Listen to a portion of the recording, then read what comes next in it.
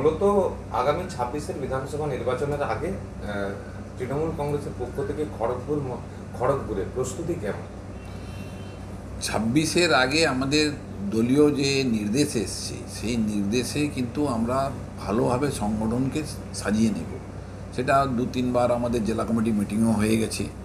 তার সঙ্গে সঙ্গে আমাদের যে ভোটারের যে ভোটার লিস্ট আমাদের রবিশঙ্কর পাণ্ডে আর অপূর্ব ঘোষকে দেওয়া হয়েছে। তারাও প্রত্যেকটা জায়গায় আমাদের ভোটার লিস্ট পৌঁছে গেছে এবং কর্মীদেরকে নিয়ে মোটামুটি ওরা কাজ এগিয়ে যাচ্ছে।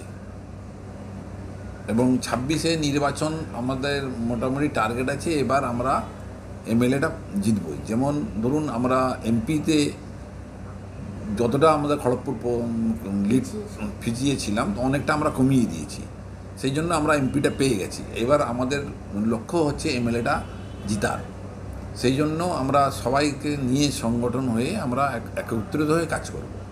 গত কয়েকদিন আগে এই খড়গপুরের বুকে দিলীপ ঘোষ কিন্তু তৃণমূলের যে মহিলা কর্মীরা তাদের উপরে কিন্তু অশ্রাব্য ভাষায় গালিগালাজ দিয়েছেন। এটাই কি বিজেপির সংস্কৃতি বলে মনে হয়? দেখুন, এটা দিলীপ ঘোষ ওই ওয়ার্ডে চেয়ারপারসন ছিলেন, এক্স চেয়ারম্যান মোহাম্মদ প্রদীপ সরকার এমএলএ হয়েছেন। ওনার ওয়ার্ডে টাকা দিয়েছেন, দিলীপ ঘোষ দিয়েছেন, সে ওনার কাজ দেখতে যেতেই পারে, সেটা তো কেউ আটকাবে না কাউকে। ধরুন এখন চেয়ারম্যান ম্যাডাম সেন্ট্রাল ফান্ড থেকে যদি কোনো কাজ দেয় বা কোনো ওয়ার্ডকে টাকা দেয়, সেটাও তো এখতিয়ার আছে দেখার, তাই না?